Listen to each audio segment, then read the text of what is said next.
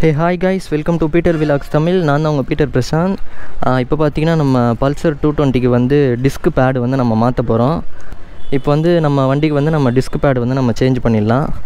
Disk pad வந்து நம்ம இதுவும் வந்து நம்ம வீட்டிலேயே வந்து ஈஸியாக மாட்டிக்கலாம். இது எப்படி நான் உங்களுக்கு ஈஸியாக சொல்லித்தரேன்.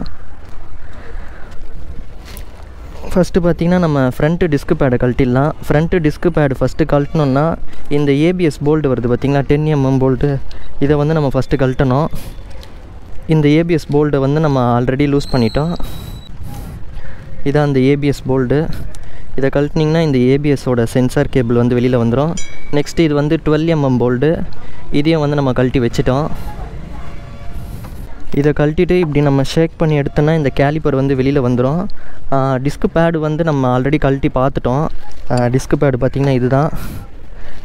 டிஸ்க் பேடு வந்து போயிடுச்சு. இப்போ இதுக்கு பதிலாக நம்ம வந்து புது டிஸ்க் பேடு வாங்கிட்டு வந்துட்டோம். இதான் பார்த்தீங்கன்னா புது டிஸ்க் பேடு. இதை வந்து லைட்டாக இந்த எமேரின் ஷீட்டில் வந்து இதை வந்து லைட்டாக தேய்ச்சிடலாம். ஏன்னா அப்போ தான் கொஞ்சம் பிரேக்கிங் கொஞ்சம் நல்லா பிடிக்கும். ஏன்னா ஃபஸ்ட் டைம் நம்ம வந்து இப்போ நம்ம பிரேக் பேடு போனதுக்கப்புறம் நம்ம புதுசு போகிறதால பிரேக்கிங் வந்து அந்தளவுக்கு ஸ்ட்ராங்காக பிடிக்காது. அதனால் இதை வந்து எமேரின் ஷீட்டில் வந்து தேய்ச்சிட்டோன்னா நம்ம கேலிப்பரில் வந்து ஃபிக்ஸ் பண்ணிடலாம். அதுக்கு முன்னாடி இந்த லாக் வந்து எடுக்கணும். இந்த லாக் இப்படி நவுத்துனிங்கன்னா இது இப்படி வந்துடும். அதே மாதிரி இந்த சைடும் எடுத்துகிட்டு இது வந்து இப்படி தள்ளி இப்படி எடுத்துட்டிங்கன்னா இதுவும் வந்துடும். நெக்ஸ்ட்டு இந்த ஹோல்டரு, இதை வந்து இப்படி ரைட் சைடுக்காக நவுத்துனிங்கன்னா இதுவும் வந்துடும். இந்த மாதிரி சர்க்கிள் பிளேயரை எடுத்து இந்த 2 பிஸ்டன் இருக்குது பார்த்திங்களா, இந்த 2 பிஸ்டனை ஃபஸ்ட்டு உள்ளே தள்ளுறதுக்கு முன்னாடி இந்த ஜோரிக் 88 ஸ்ப்ரே இருக்குது பார்த்திங்களா, இதை வந்து நம்ம அடிச்சிடலாம்.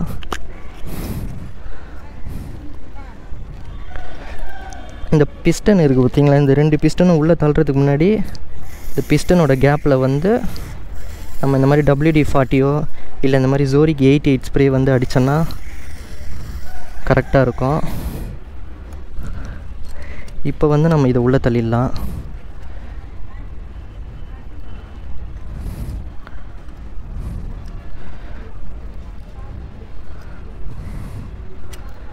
இதுக்கு நடுவில் ஒரு கிளிப்பு வரும். இதை எடுத்துகிட்டு ஒரு வேஸ்ட் ப்ரெஷ்ஷை வச்சு இந்த இடத்துல நல்லா துடைச்சிடலாம்.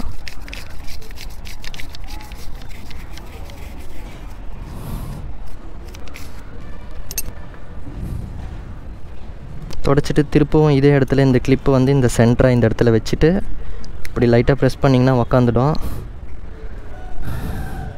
இப்போ இந்த இடத்துல இந்த ரப்பர்லெல்லாம் வந்து நம்ம கிரீஸ் அப்ளை பண்ணோம்.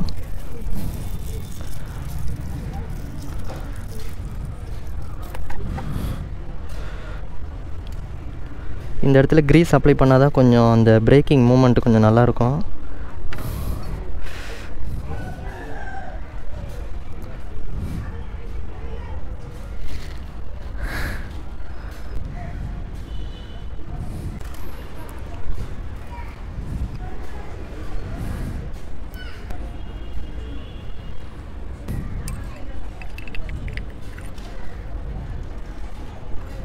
இதை இப்படி ப்ரெஸ் பண்ணி உள்ளே நவுத்திட்டு அதே மாதிரி இந்த சைடும் இதை வந்து இப்படி இந்த சைடு ப்ரெஸ் பண்ணி உள்ளே தள்ளினிங்கன்னா போயிடும். ஃபைனலாக இந்த இதுக்கும் வந்து நம்ம கிரீஸ் வந்து அப்ளை பண்ணிக்கணும்.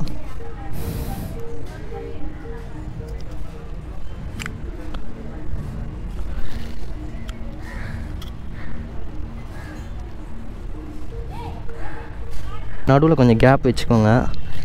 இந்த மாதிரி கேப் இருந்தால் தான் இந்த டிஸ்க் பிளேட்டுக்கு நடுவில் வந்து இந்த கேலிப்பர் வந்து உள்ளே போகும். இப்போ பார்த்திங்களா ஈஸியாக போயிடுச்சு. இந்த 12mm போல்டு வந்து போட்டுடலாம்.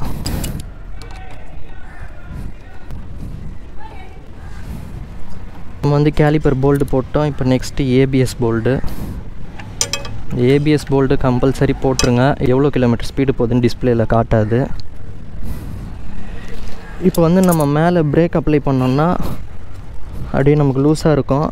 இப்போ வந்து நம்ம அப்படியே அழுத்தி பிடிச்சோன்னா இப்போ டைட் ஆகிடும். அவ்வளோதான். இப்போ நம்ம வந்து ஃப்ரண்ட்டு டிஸ்க் பேடு வந்து நம்ம மாற்றிட்டோம். சப்போஸ் உங்களுக்கு ஏதாவது ஏர்லாக் ஆகிருந்தால் இந்த ஏர்லாக் நட்டு போல்ட்டை லூஸ் பண்ணி மேலேருந்து நீங்கள் பிரேக் அப்ளை பண்ணிவிட்டு இதை டைட் பண்ணிங்கன்னா இதோட வேலையை முடிஞ்சிடும். ஃபைனலாக இந்த லாக் வந்து போடணும். இந்த சைடு அப்புறம் இந்த சைடும். அவ்வளோதான். இப்போ நம்ம வந்து போட்டுட்டோம். இப்போ ஃப்ரண்ட்டு டிஸ்க் பேடு வேலை முடிஞ்சிருச்சு. பேக் டிஸ்க் பேடு பார்த்திங்கன்னா நம்ம இதை வந்து ஈஸியாகவும் மாட்டலாம். நம்ம இந்த கேலிப்பரில் ஒரு லாக் வருது பார்த்திங்களா, இதையும் எடுத்துடலாம். இந்த லாக் எடுத்துகிட்டு இதை வந்து நம்ம இப்படி நவுத்துனோம்னா இதே மாதிரி இந்த சைடும் வந்துடும். இந்த டிஸ்க் பேடு வந்து நம்ம எடுத்துட்டோம். அதே மாதிரி இப்போது இந்த சைடு பார்த்திங்கன்னா சிங்கிள் பிஸ்டன் தான் வரும். அந்த இடத்துலையும் வந்து WD-40 வந்து ஸ்ப்ரே அடிச்சிடலாம். ஸ்ப்ரே அடிச்சுட்டு இந்த கேலிப்பரை வந்து கொஞ்சம் இப்படி லைட்டாக இப்படி நவுத்திட்டிங்கன்னா இந்த சைடு வந்துடும். இப்போது இதை வச்சு நம்ம இப்படி உள்ளே ப்ரெஸ் பண்ணோன்னா இது உள்ளே இருக்கிற சிங்கிள் பிஸ்டனும் வந்து உள்ளே போயிடும். இப்போ இந்த டிஸ்க் பேடு இருக்குது பார்த்திங்களா, இது வந்து ABS டிஸ்க் பேடுன்னு சொல்லுவாங்க. இதை வந்து அந்த சைடு இருக்கிற கேப்பில் இதை போட்டுடணும்.